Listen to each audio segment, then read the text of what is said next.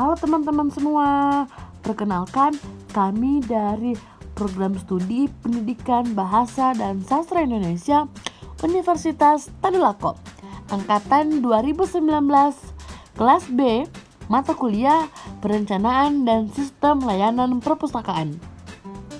Pada kali ini, kami dari kelompok 2 akan membahas jenis-jenis layanan pemustaka. Selamat menyaksikan.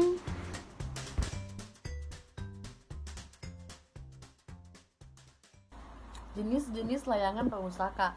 Yang pertama ada layanan sirkulasi. Pelayanan sirkulasi ini yaitu pelayanan yang menyangkut peredaran bahan-bahan pustaka yang dimiliki oleh perpustakaan. Pada pelayanan sirkulasi ini dilakukan secara proses. Yang pertama, peminjaman bahan pustaka yang boleh dipinjam. Yang kedua, ada penentuan jangka waktu peminjaman.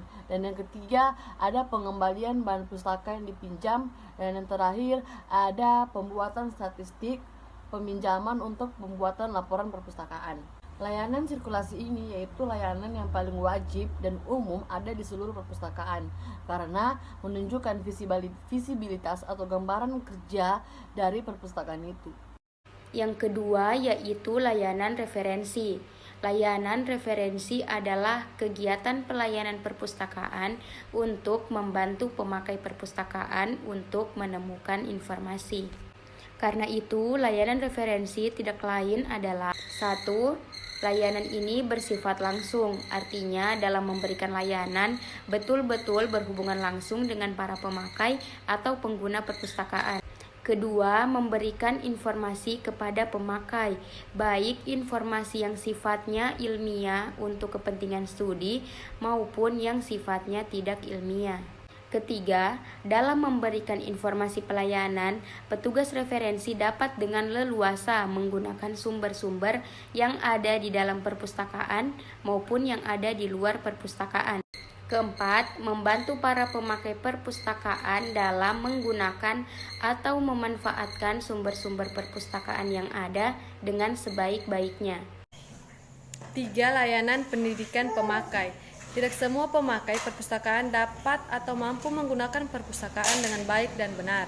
Banyak pemakai perpustakaan tidak mengetahui fungsi katalog, secara penyusunan buku di rak, penggunaan bahan-bahan referensi, alat-alat baca seperti alat baca mikro dan pada perpustakaan masa kini seperti komputer. Yang keempat, layanan penelusuran literatur. Layanan ini biasanya diselenggarakan oleh perpustakaan khusus atau lembaga penelitian dan perpustakaan perguruan tinggi. Pada kedua perpustakaan ini seringkali pemakainya karena kesibukannya yang luar biasa tidak sempat mencari sendiri informasi atau literatur yang dibutuhkan. Pada kasus yang demikian, maka perpustakaan harus dapat membantu mereka mencarikan informasi dan literatur yang dibutuhkan dan diminta oleh pengguna. 5. Layanan penyebarluasan informasi terbaru. Layanan ini sering diselenggarakan oleh perpustakaan khusus seperti perpustakaan lembaga penelitian dan perpustakaan perguruan tinggi. Namun bukan berarti perpustakaan umum tidak perlu menyelenggarakan layanan ini. Tujuan penyelenggaraan layanan ini adalah untuk memberitahukan kepada pemakai apa saja informasi yang baru diterima oleh perpustakaan. Di perpustakaan perguruan tinggi dan perpustakaan khusus, layanan ini dikenal juga dengan nama informasi kilat. Pustakawan menyediakan daftar informasi terbaru, kemudian daftar ini dikirim ke pemakai yaitu dosen dan peneliti, dan juga ditempel di papan-papan pengumuman. Dengan menyebarkan daftar ini, maka pemakai akan mengetahui artikel terbaru yang menjadi koleksi perpustakaan tanpa harus datang ke perpustakaan. Kemudian yang keenam ada layanan penyebaran informasi terseleksi. Layanan ini mirip dengan layanan informasi terbaru. Layanan ini juga menyebarkan informasi terbaru ke pemakai. Bedanya, pada layanan ini informasi baru yang akan dikirimkan ke pemakai diseleksi terlebih dahulu supaya sesuai minat pemakai yang akan menerima informasi. Hal ini karena mungkin pemakai yang menerima informasi tidak ingin membuang waktu membaca daftar isi majalah yang tidak menjadi bidang perhatiannya. Dengan bantuan pustakawan, maka hanya daftar artikel yang menjadi minatnya saja yang sampai kepadanya. Kemudian yang ketujuh ada layanan penerjemah. Layanan ini sering diselenggarakan oleh perpustakaan perguruan tinggi. Pemakai layanan ini biasanya mahasiswa yang mungkin karena kemampuan bahasanya masih belum baik ataupun mahasiswa yang kesibukannya luar biasa. Pada umumnya, layanan ini menerapkan tarif jasa penerjemah. Tarif jasa ini bervariasi dan biasanya selalu mengikuti tarif yang berlaku di lembaga-lembaga swasta yang menyelenggarakan layanan yang sama. Yang kedelapan yaitu layanan fotokopi atau layanan reproduksi.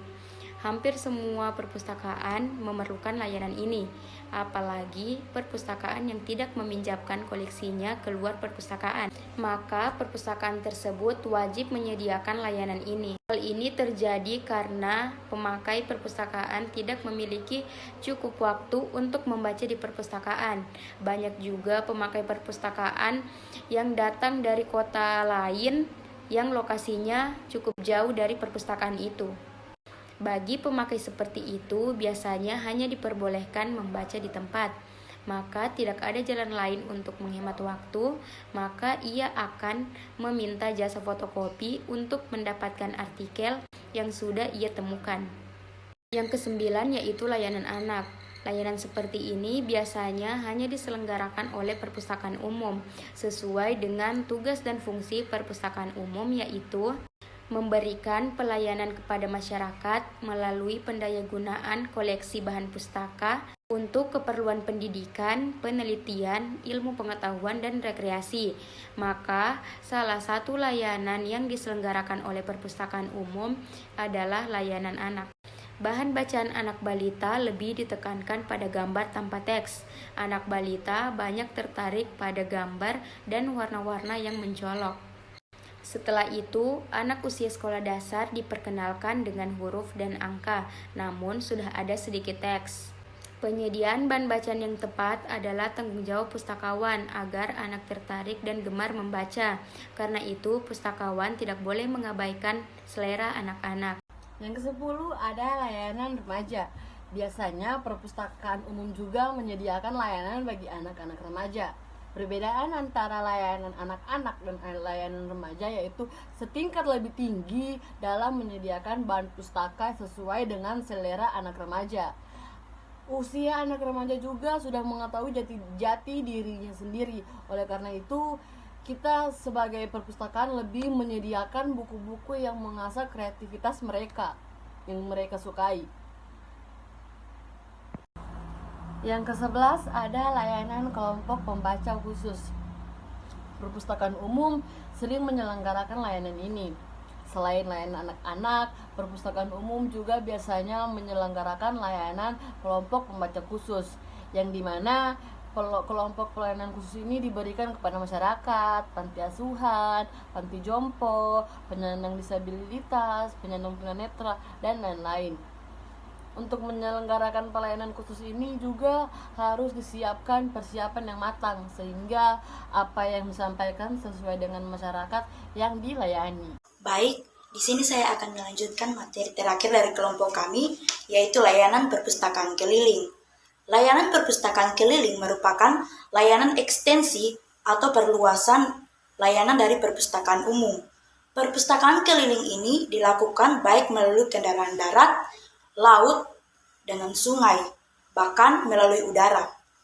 Layanan perpustakaan keliling dilakukan dari angkutan yang sederhana sampai kepada kendaraan modern. Misalnya, ada perpustakaan keliling yang masih menggunakan sepeda ataupun motor, namun juga ada yang menggunakan bus atau truk dan sudah dilengkapi dengan komputer yang bisa mengakses internet.